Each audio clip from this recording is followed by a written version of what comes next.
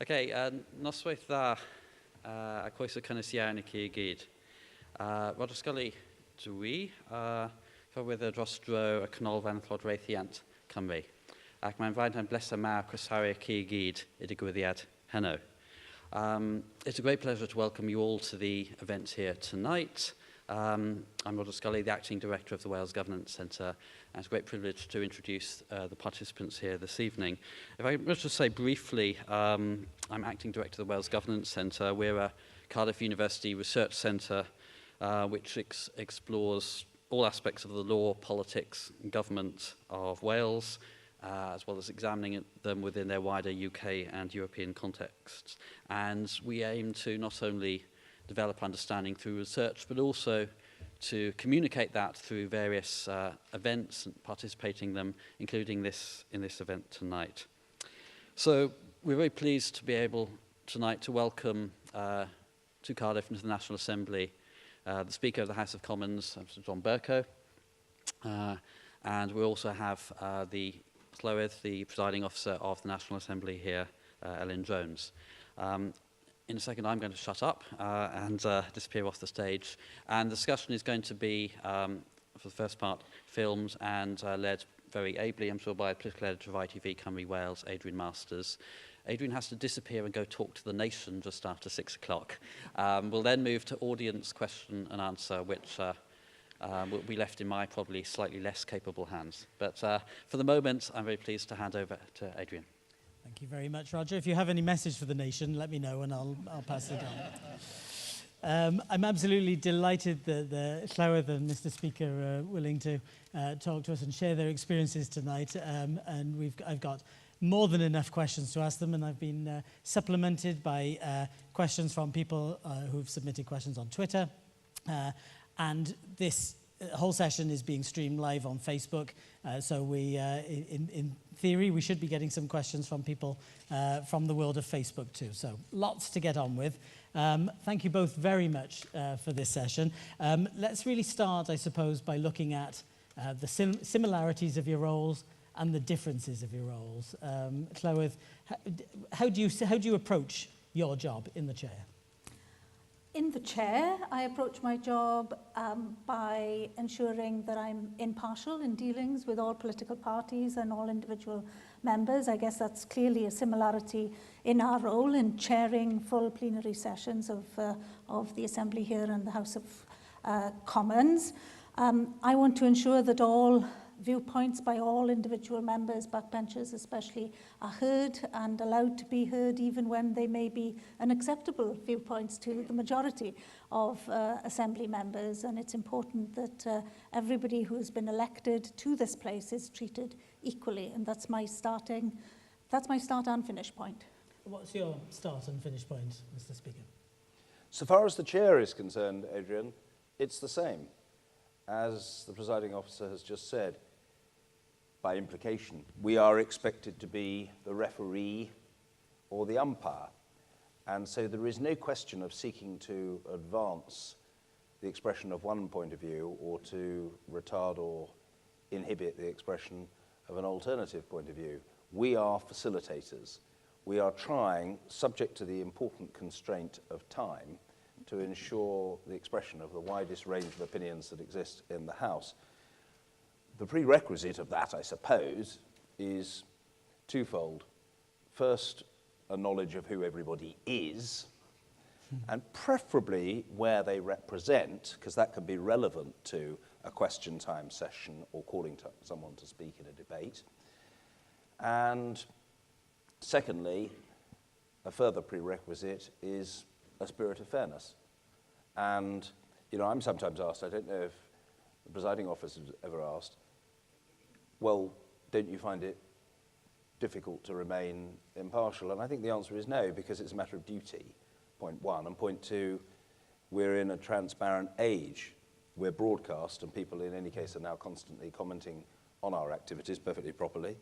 on social networking sites. So if one were behaving in a partisan or improper fashion, it would very quickly become apparent. So I think there is, to be honest, as far as I can tell, a direct parallel between us, and that's always been my impression, in terms of our execution of duties in the chair. Apart from one aspect there, I suspect it's much easier for me to know each member individually when there are only 59 other members of the Assembly compared to you with over 600 to work out which constituencies and which names they have. But then if it's a one-upmanship contest in competition in complication, you have 2 languages to be working in as well. Yes, I do work in 2 languages, although I mainly chair in Welsh, of course, and that's the language of choice for me. That is more demanding. I mean, the only difference in language, I suppose, in our chamber is between the orderly and the disorderly, between the polite and the downright rude. Occasionally people try to impress by speaking in another language. Strictly speaking, and I know that this is a throwback, you are allowed to speak Latin, but you're not supposed to speak any other language beyond English in the House of Commons. Would I know all the Latin? Sadly not. I won't test you. How much do you see yourself, and perhaps this is a false dichotomy to both of you, how much do you see yourself as the champion or the voice of the backbencher, and how much is it about allowing government, the executive, space and time to do its job? I must say I regard the role of the Speaker as much more about championing the rights of backbenchers. I don't think that you should be a pugilist. I don't think you should be constantly seeking, in a rather ornery way, to have a fight with the government. And although I may periodically have given that impression from time to time, and earlier on in my speakership, you know, there were genuine conflicts, not just between government and opposition, but between the government on the one hand and me as Speaker on the other. I would say that that's become less common in recent times. So it's not that you're looking for a fight, but let's face it, there is a natural tension between the desire of the government to press on with its business on the one hand and the desire of the Speaker to protect the rights of backbenchers on the other. On the whole, the government, if I may say so, Adrian, colleagues, Ellen, doesn't need protecting because they have allocated time for their business on which I wouldn't wish to intrude. But let's put it like this. If there are a couple of people waiting to ask questions towards the end of a question time session, and it's a matter of can I fit them in by overrunning 2 or 3 minutes, or even 4 or 5 minutes, or should I, in deference to the waiting minister, immediately pull the question time session? No. I would tend to take the attitude, there are a couple of members here who've perhaps been waiting 20, 30, 40 minutes and want to ask a question. If the minister has to wait a few minutes before being able to proceed with his or her business, so be it. So be it. And actually, it's not a bad thing for a minister to be reminded that it's not all about him or her. That person is accountable to the House. We're very grateful to the minister for coming along to deal with his or her business, and we'll reach it in due time, or possibly very slightly beyond time. And very few of them are precious about it. And even if they start by being precious, they usually have that knocked out of them. So, you know, I would say I'm biased in favour of backbenchers. And Ellen, how do you see that? Well, I haven't had my first fight with government yet. Emphasis on the yet. So we'll see how the next 5 years go. But certainly from how I chair, then I'm very keen for scrutiny of government to be allowed and for us not to be too precious in terms of ministers' time, and if there's a fluidity and a need for more members to get in, then I certainly want members to be asking questions, doing that well, and scrutinising government. So I think that's a really important aspect of my work. I think one of the issues that I've found possibly most challenging to start with has been the issue of impartiality, and I would guess that if I look back, I probably have been at times possibly even too hard on Plaid Cymru in order to make sure that everybody knows that I'm trying to be impartial. So I then have to counterbalance that by thinking, right, I can't be too hard on them. And so I'll find it at some point, I'm sure, the right balance. But I do want to make sure that nobody can accuse me of not being impartial, and therefore I probably am failing in that because I'm disadvantaging my own political party. That's very interesting because, Elin, you're not new at the job, but more recent in post to John. Certainly you referred to some of the earlier battles. A lot of your party took against you at that time, didn't it? Did you find it difficult? Did you think you overreacted in the same way and overcompensated? Sorry, that's the word I'm looking for. Yes, probably. And I think in the early period, you know, if truth be told, I was probably too inclined to get irritated and irascible, and that's a mistake. You know, on the whole, it is better to try to keep calm, and where there is a controversy or some ill feeling, to seek to diffuse it, perhaps by a gentle dose of humour. And, you know, I like to think that I've relaxed a bit over the years.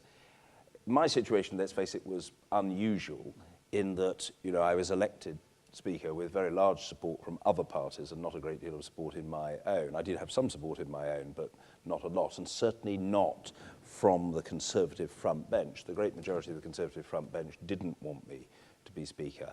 And so I think it's only fair to say that we didn't start with great relations, and I think it's fair to say that some of them were looking for me perhaps to fail and were quite keen to test me and give me a difficult time. I think I was sometimes too abrasive. The only thing I would say is that as far as individuals are concerned, you're very conscious that you mustn't favour them because you've got an established friendship. And if anything, I would say my longest standing friend in Parliament, Julian Lewis, who's a Conservative MP in the New Forest, who was best man at my wedding, and I've been a friend of his for 30 years, I would say Julian's lost out over the years, because I'm damned if I'm going to have anybody say, oh, well, of course, the Speaker favours Julian, because they're mates. So if anything, Julian probably has had to wait a bit longer over the years. He certainly hasn't been advantaged. And he and I have Chinese walls, so though we're very good friends, he never, in private meeting or conversation when we're socialising, he never seeks to get anything out of me by sort of private means that isn't available to him ordinarily. I find this, the private and public division quite fascinating. You've already alluded to some of the difficulties. How are you adjusting to it? Because obviously John's confessing to perhaps being a little irascible and irritable at the beginning of his time. How are you finding, apart from concerning yourself that you're perhaps being too harsh on your own party, how are you finding the adjustment from party politics to presiding officer? With a great deal of relief. Of course, I was Chief Whip, Business Manager of Plaid Cymru and Deputy Leader before taking on this role. So I was very heavily involved with the everyday politics of Plaid Cymru in this place and nationally. And then it is a big change for me to move out of that, although I wouldn't say that I moved out of that completely. I still attend party group meetings, which may well be different from your case, but I still do that, and I still have an interest, of course, because one day I may return to that role within Plaid Cymru as well, which is quite different to the protocol in the House of Commons. So yeah, it's been difficult, but I've filled my time with plenty of work, interesting work between parties, which I'd always been slightly involved in anyway as business manager in relationships between parties. And I won my, was it a battle? I'll call it a battle. I won my first battle here behind the scenes with the parties, between the parties, when we finally got to an agreement to elect committee chairs in this place, and we managed to persuade all political parties to embrace that for the very first time. that brings me nicely onto the sort of changes that you're both overseeing. John's been overseeing for some time, election of committee chairs, more statements, urgent questions, that sort of thing. What do you think are the main changes that you've introduced that have made Parliament better, more open, more transparent, more democratic? Well, I think the single most important change has been the revival of the mechanism of the urgent question to probe, to challenge, sometimes to contradict or even to expose errors of omission or commission of the government of the day. How much resistance did you have from the government to introduce or reintroducing them? No formal resistance at all, Adrian, for the simple reason that, colleagues, the urgent question is provided for in the standing orders of the House. So it had always been there. It used to be called the PNQ, the private notice question, but it essentially was the same thing. And in more recent years, it's been known as the urgent question, the UQ. It's provided for in standing orders. It is clearly a judgment for the Speaker alone, whether it be granted or not. So there was no argument about it, and no move by the Labour government at the time or subsequently by the coalition government to try to change standing orders to prevent it. And I think, frankly, there would be uproar if there had been such an attempt. So there was no formal resistance, no formal objection, no formal suggestion that somehow I was usurping somebody else's authority or engaged in a power grab or anything like that. I think it's fair to say, Adrian, that at first it took people aback. I remember on one occasion being told by a journalist that he had just had lunch with a Labour minister, and he didn't say who, and I wouldn't have asked, and he wouldn't have told me. And they had discussed me in passing, and the minister had said, well, I voted for the Speaker, and actually, you know, I'm very happy with him, etc. But it was a nuisance the other day when I was due to have another lunch with a journalist that suddenly I found I had to go to the House to answer questions because Mr. Speaker had all of a sudden granted an urgent question, and he was, as I understand it, mildly moaning about it. But in a sense, friends, you know, you'd expect that. And I suppose what I say is the convenience of the minister, other than in terms of a respect for proper procedure, is no concern of the Speaker. I don't mean that in an arrogant sense or a rude sense, but simply in a constitutionally correct sense. The Speaker's concern is with the rights of Parliament. And if a minister has to change his or her schedule to accommodate Parliament, so be it. So I think that's been the biggest change. We had 24 in my first year granted urgent questions by comparison with 2 in the 12 months prior to my election. I think we've had something of the order of 340 over the last 7.5 years. I think that's been the biggest change. I think the election of select committee chairs, which I championed, but which others championed as well, and the Speaker election in 2009 was very much an opportunity for these issues about parliamentary reform to be aired, has been a big change. The committees are much more assertive, much more interrogative, much more insistent, much more ambitious in their inquiries, by virtue, I think, of the fact that their chairs are elected by secret ballot of the whole House and their members elected by the party groupings, and therefore, frankly, they have conferred upon them the democratic legitimacy of election. So I think they're likely to be, and I think there is a causal link here,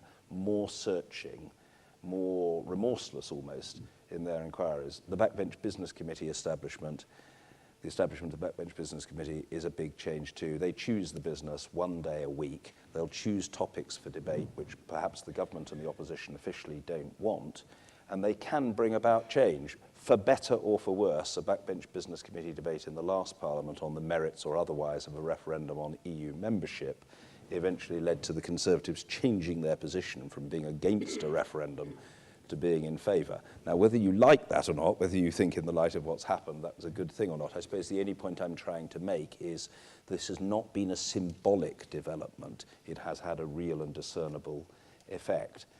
I can think of other things, but those are the main changes that have been made, and I've done my best to support them and to encourage members to use the new instruments. Are they the sort of, would you see an increased use of urgent questions and statements, or do you think you've got the balance about right now?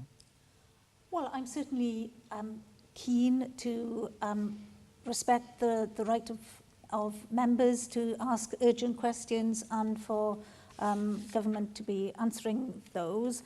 I hope that in the way that I've looked to choose urgent questions, that I've done that on the basis that I want to increase the relevance and how current what happens in the chamber here is to what's being discussed on the street in Merthyr Tydfil that day or on Twitter that day, so that we are reflecting the issues of the day more immediately in this place. And I'm keen that if government ministers like to slip out a written statement on a Thursday afternoon and members are interested in questioning that on a Tuesday morning, a Tuesday afternoon, that's called. There was a written statement on the steel industry that was put out by government only this week, and the steel industry and its future in this place is very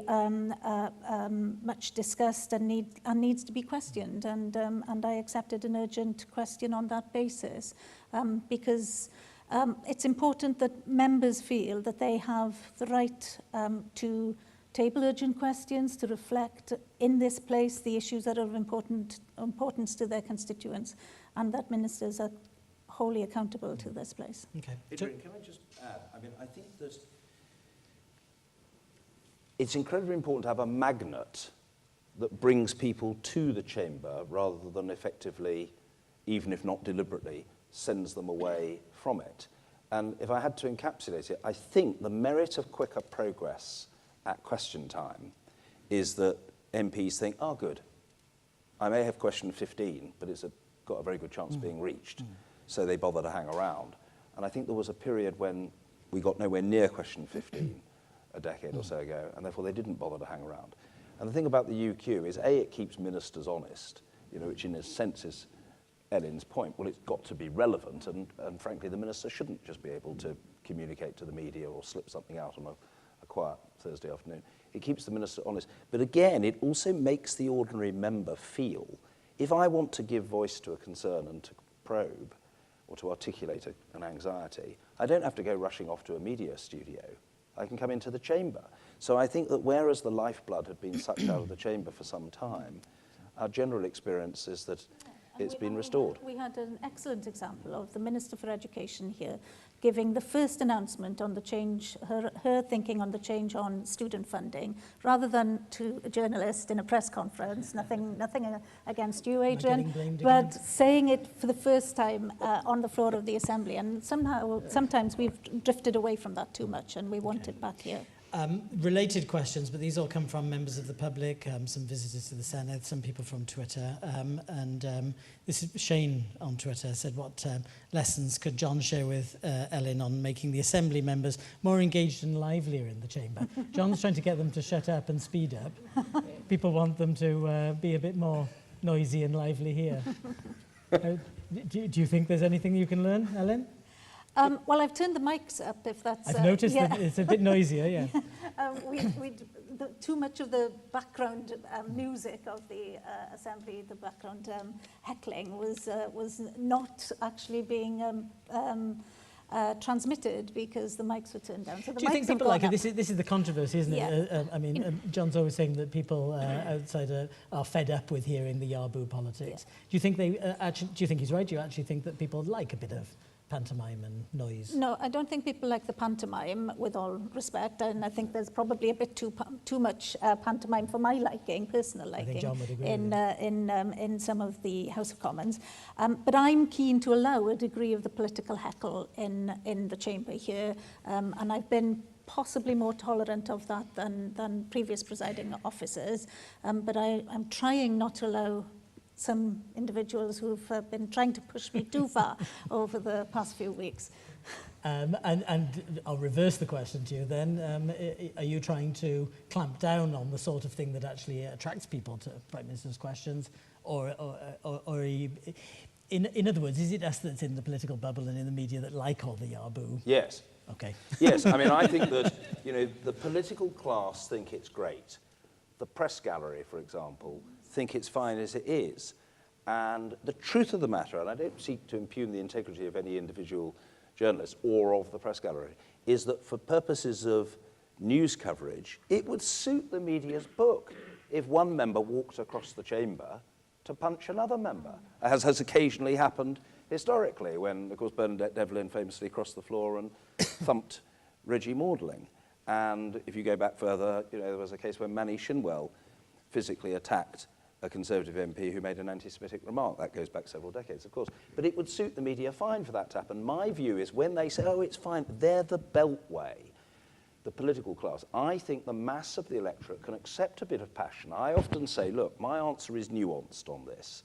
I'm in favour of passion. We're not an Oxford Union debating society. We're not a group of Trappist monks. These are real and live issues about which there are passionately held differing opinions, and people's livelihoods can be at stake, and so on. So a bit of anger is not new. But when there is orchestrated barracking and attempts to shout down, then it is, as I once observed, I think, in an interview, a mixture of yobbery and public school twittishness, which earned me a letter from the head of the Independent Schools Council, I think, saying it was very unfair to criticise public schools in this way. But, you know, I frankly stand by my view. I think we could learn, to be honest, I think we could learn, Ellen, from you. I think we could learn from the Welsh Assembly. Look, you don't want it to be denuded of any atmosphere and to be completely stylised. And, for example, I don't think it's desirable for debates to be purely a series of totally self-contained speeches. I think the concept of the intervention and the to and fro is all part of the vitality of debate and meaningful interchange. But frankly, I think we could learn from you in having a bit more decorum and, you know, less of a cacophony. But that will only really change. I can deal with the symptoms of disorder, but the situation will only really change significantly if the party leaders decide that they want an end to it. And by the way, as far as pantomime is concerned, you know, in the name of having the widest debate, I absolutely accept that people can have different views about how we all do our jobs. I remember when I stood for re-election in 2010, I asked Malcolm Rifkind if he'd be kind enough to propose my re-election, which he said he was very happy to do. He thought I was doing a good job, blah, blah, blah. But he said, could he offer me some thoughts? And I said, of course. And he offered me various thoughts with which I won't bore you. But he said, just finally, Mr. Speaker, if I may. And I said, yes, go on, Malcolm. He said, well, there are some colleagues, notably on the Conservative benches, who feel that you enjoy it a bit too much. And I think that was his very polite way of saying that I intervene too often. And some people may think so. I mean, I'm genuinely not doing it as self-advertisement. I think sometimes you can lighten the atmosphere a bit by intervening, but there is a balance. And does the chamber want the speaker constantly interrupting? No, any more than you want a referee constantly interrupting the flow of play on a football pitch. So there's a balance. And do I always get it right? Probably not, but I'm trying to do it less badly each day. You found yourself under some pressure to intervene more in some events. Sometimes you can't hear everything that's going on, can you? Is that actually something that is that a factor in how you determine? Well, sometimes you miss something that might have been said that is completely unacceptable. I'll be honest. I probably missed most of Neil Hamilton's initial contribution, where he referred to political concubines in a harem. I didn't quite hear that until after the event, almost. And did he just say that? Oh, so that had to be dealt with after the event. And sometimes it's best to deal with some things after the event, when things have cooled down and calmed down a little bit. So I'm paying more attention. I know I know who some of the guilty culprits are most likely to be. So you're paying extra attention. And they don't just belong to one political party. They probably belong to all political parties. So it's I've worked out now who the ones I need to sit up and listen to, most definitely by now. There's a comment from Brett on Twitter, which is pretty much what we've just been discussing, asking John is, does he feel the constant noise of jeering from MPs helps or hinders debate? Does it do anything, that sort of, what you call the public school twittery? I think it hinders exchanges at PMQs, and I suppose my basic point is this. I think we do lots of good work in the British Parliament. There are some fantastic, really serious-minded, often non-partisan debates about mental health, about the case, successful effort by the Backbench Business Committee to review the circumstances that led to the Hillsborough disaster. They were some of the best debates we've had. There was fantastic debates about the same-sex marriage legislation and so on. But actually, and terrific work by committees, that's not principally what is seen or heard by members of the public. By a huge multiple, what people see and hear is Prime Minister's questions. And if there is an orchestrated cacophony and a decibel level that causes Deep Purple, the loudest band in the world in the 1970s, to sound positively sotto voce, well, we're spray painting our shop window.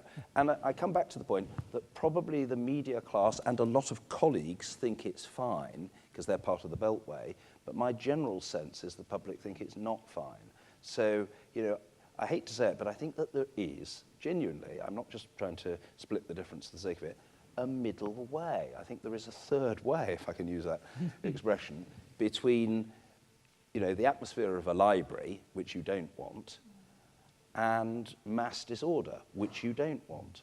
And I think we found one change, of course, in this assembly compared to previous assemblies, in that we have UKIP members now for the first time, and their position on the EU, on immigration, is very different to the majority position, and that's existed in this place previously. So when they may be saying views that have possibly not been heard at all previously in this assembly. You have to decide whether they are just views that people aren't used to hearing, or are they offensive views? That's a difficult judgment to take. Yes, on the whole, they haven't been offensive.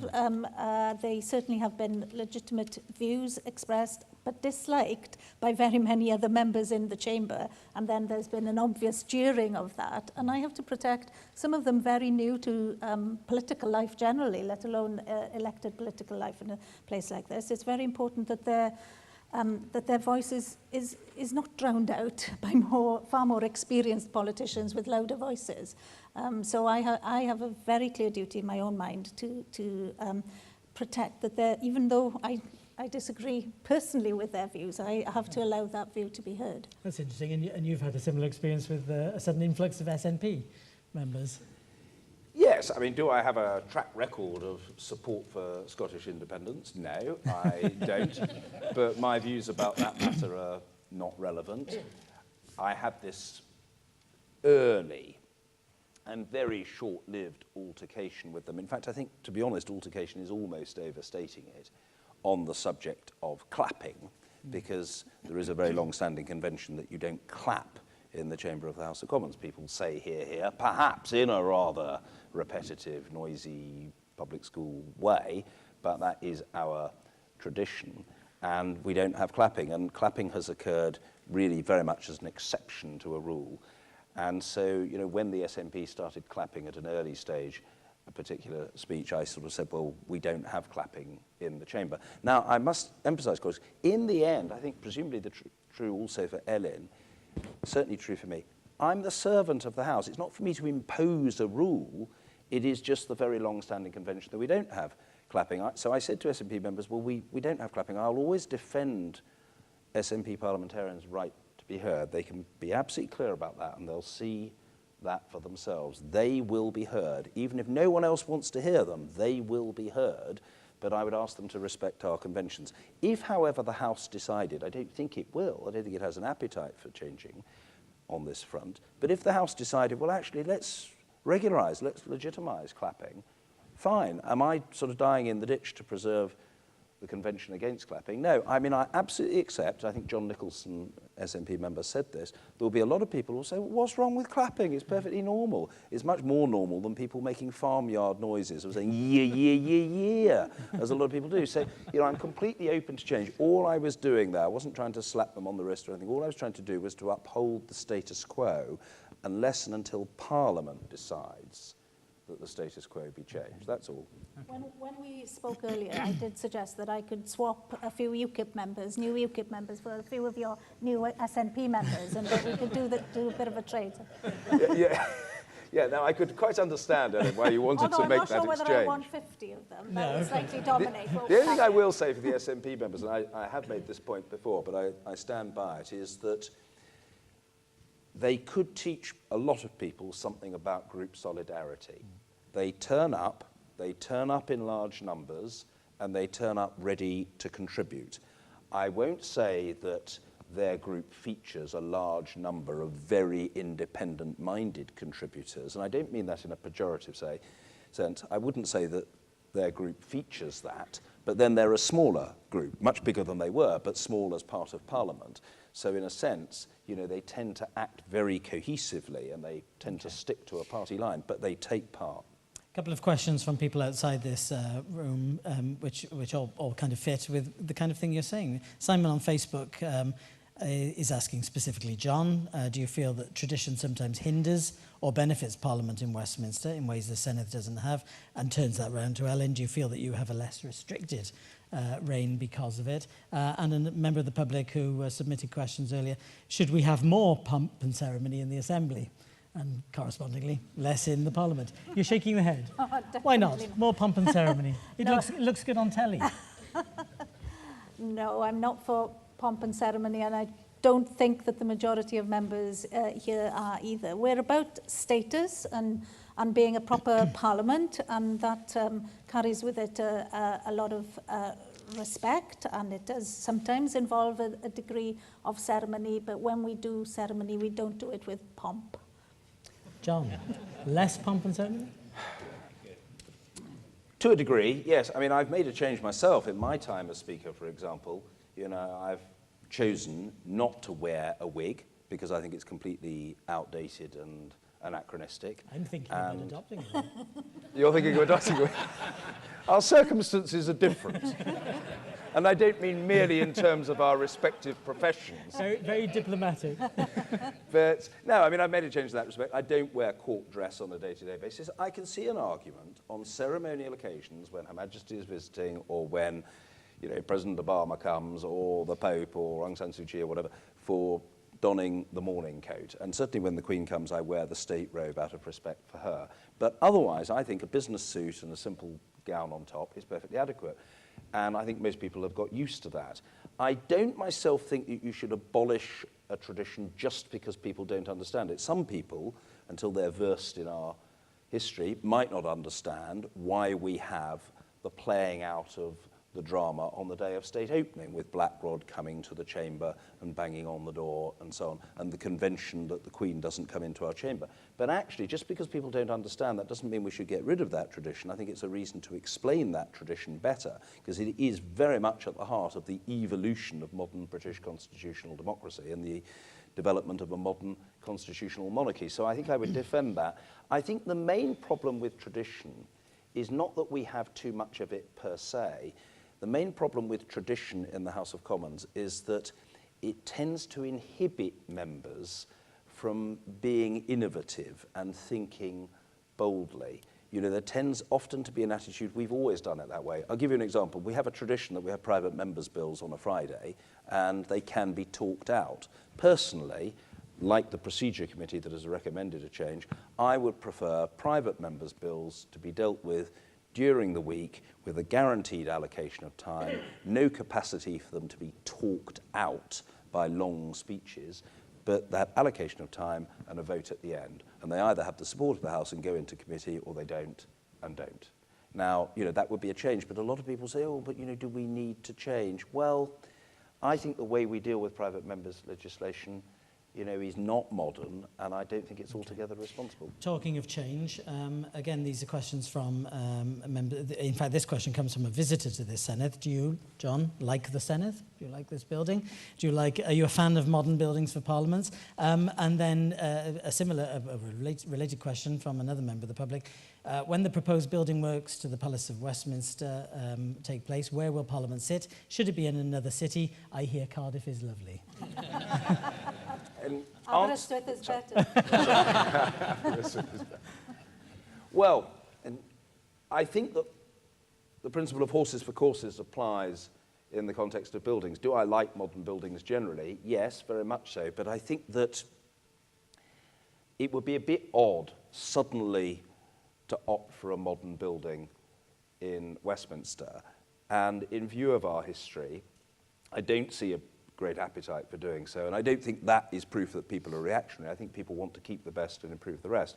I'm in favour of a fusion of the historic and the modern. I'm not itching, frankly, to change the House of Commons, but So I'll tell you what I do a think. circular chamber. I don't think it's very likely, although if the House wants that, so be it. I don't think it's particularly likely, and I don't anticipate that or even proselytise in favour of it. But what I do think is that we should have a legacy benefit from restoration and renewal. If we do have to decant, I don't think it's likely we'll go outside London because government is based in London and the proximity of government and parliament is quite important. Although I think we could have sittings in big cities around the country. And I think that would be a good thing. I think it would draw in audiences. But I think that we ought to have a legacy benefit in terms of massively improved disabled access, massively improved visitor centre attraction. We don't have any significant visitor centre. We've got an education centre which is allowing us more than to double the number of young people who can come to Parliament and learn about the journey to the rights and representation that we enjoy today, but we don't have a proper visitor centre. I think we could have better use of our archives and better facilities preserving and nurturing the archives. And I'll tell you something I think we could import from your Parliament. I wish we would, but I don't sense there's a majority for it. Personally, I would hugely favour electronic voting in Parliament, not people going through division lobbies taking 15 minutes a time, but electronic voting. And you don't have to have the machinery and desks in the chamber. You could preserve the layout of our existing chamber, but simply have a method of electronic voting with people sitting in their seats and doing it remotely. And we would save time and it would be so much more efficient. A question from Brett on Facebook, which is specifically for Elin. Would you consider letting a youth parliament for Wales sit in the chamber, as seen in the House of Commons? Yes, I'd certainly consider it. We've just taken a vote in this Assembly to set up our first youth parliament, which will happen next year. I'm not completely precious about the use of the Senedd itself. So if political parties, members are happy, then certainly it's a possibility that the Youth Parliament could meet in the chamber itself. It would give it that status that a Youth Parliament requires, and it's long overdue in Wales. I'd certainly recommend electronic voting.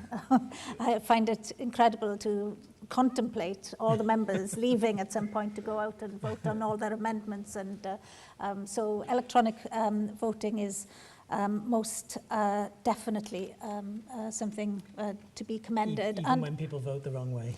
Yeah, it happens. You know, people do vote the wrong way, press the wrong button. It's much more challenging, and you have to really be on the ball rather than somebody showing you which lobby to walk through. So Or force yes, you to walk through. yeah, or force you to walk through lobbies. Yeah, we haven't had incidents, I don't think yet, of members next door forcing a hand on a particular button. So I don't think we've had those kinds of events in here yet. This modern building, it still feels modern, doesn't it, in 10 years' time? But this is the Welsh Parliament. It's going to be the Welsh Parliament for the next 100, 200 years, hopefully. It won't be modern at that point. This place itself will not be modern in the future.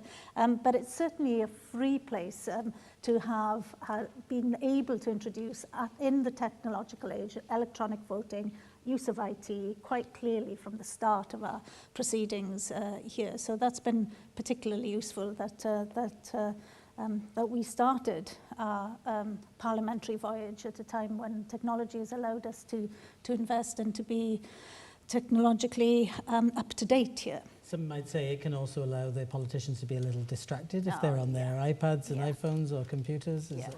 Yeah, we have one member now that's he's one of the, well, he's the youngest member here who said since being elected that he doesn't want to use the computer screen on his desk at all because he can't stand the idea of watching, as he's done over the past few years, watched members just typing away whilst matters are being...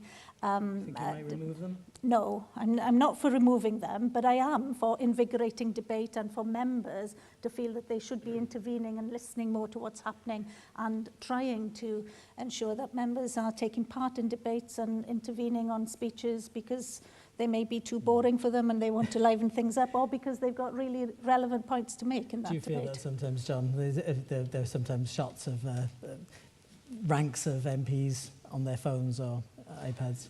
Yes, and I think it's a pity. I think there was quite a prominent image in the newspapers the other day. I think it was if I remember rightly, during John MacDonald's response to the autumn statement. And I thought that was unfortunate. I suppose my attitude is that we should try to remember what was decided, I think, by the Procedure Committee in the last Parliament, namely that people are free to use electronic devices in the chamber, subject to the condition that their use of them should not impair decorum. Now, that, of course, is a general statement of good intent and commitment to courtesy. What does it mean in practice? Well, it's left open to interpretation. I suppose my attitude is that it's one thing for someone to send an email or a text from a device and to be preoccupied with so doing for a few seconds or a minute. I think it is, to be honest, the height of discourtesy for somebody to sit in full camera shot for an extended period, completely immersed in his or her device. I mean, there was a case fairly recently, I'm afraid, when a couple of ministers on the front bench were so engaged, and I became rather animated and annoyed about it. I think it was either during a debate or during an urgent question from Heidi Alexander, and a minister sitting on the bench was completely immersed in her device, and I said to her that she should cease to use it. And she said she was sending an important message. I said, well, you should not be doing so, sitting on the front bench in full view of the shadow minister when that shadow minister is developing her case. Why? Well, because it's rude. You know, so I mean, I think there's a question of balance. But would I say, oh, well, the proper response to that is to say, oh, let's discontinue the use of devices? I'd say, no, let's negotiate the learning curve and learn how to use them in a proportionate I'm aware of the way. irony that I asked you that question with an iPad and two phones in front of me. In my defence, it's questions coming in to us. It is, absolutely. How do you encourage more women to enter Parliament and the Assembly? Helen? Well, the Assembly has a reasonable track record on that. The previous presiding officer, Rosemary Butler, contributed greatly to an area of work on women in public life. And women taking an active part in public life is not just about politics here. We have local council elections coming up in Wales, and our council chambers are pretty poor in terms of female representation, and they are not enough women are attracted to stand for councils. Much of the responsibility has to lie with political parties, and when political parties make decisions to positively discriminate in favour of women's selection, then that's made a great difference, and it's made a great difference in this place when both the Labour Party and to a lesser extent Plaid Cymru contributed to that in the very early days of the National Assembly. And I do believe, and I don't know whether you agree with me on this, the fact that we've had in this place quite a good balance between men and women from the start has enabled us to create a dialogue that has been a bit less of the Yaboo politics, the public school that you referred to. We don't have many of those in Wales. It's allowed. Yeah, I'm going to get a letter now. I don't think Ellen will lose any sleep over that. No. I don't have any in Ceredigion, I can tell you.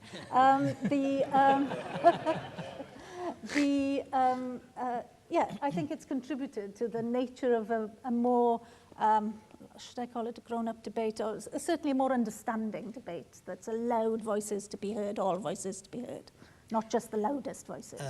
Coincidentally, I'm sure it's not coincidentally, Kay on Twitter has asked, would Mr. Speaker welcome family-friendly hours so the gender balance would be helped? Is that something that you think? I would welcome family-friendly hours. In fact, I think our hours are a little more family-friendly than they were.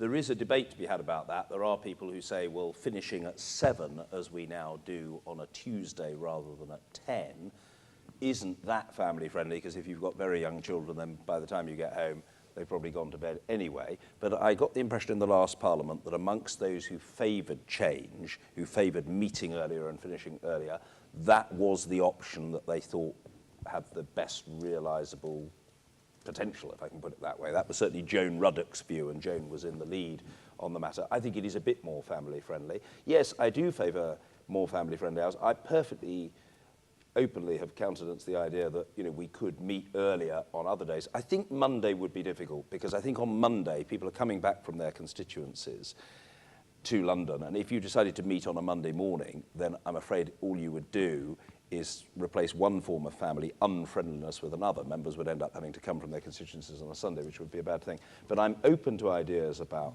hours. I was very keen to establish a nursery in Parliament when I was elected Speaker. I thought it ridiculous that we've got a shooting gallery on the parliamentary estate, but no nursery. 7 years later, I'm pleased to say we have a nursery, but no shooting gallery. And this seems to be a notably progressive advance.